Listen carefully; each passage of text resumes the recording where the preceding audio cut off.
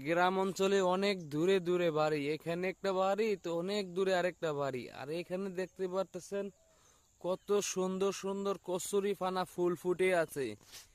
এই যে দেখেন কত সুন্দর, হাজার হাজার ফুল ফুটে আছে।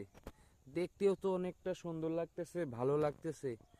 আপনাদের কাছে কেমন লাগতেছে অবশ্যই কমেন্ট করে জানাবেন। এটা হচ্ছে গোপালগঞ্জ। আমি গোপালগঞ্জে আসছিলাম বেড়াইতে। আপনাদের কাছে ভিডিওটা ভালো লাগলে শেয়ার করে দিবেন।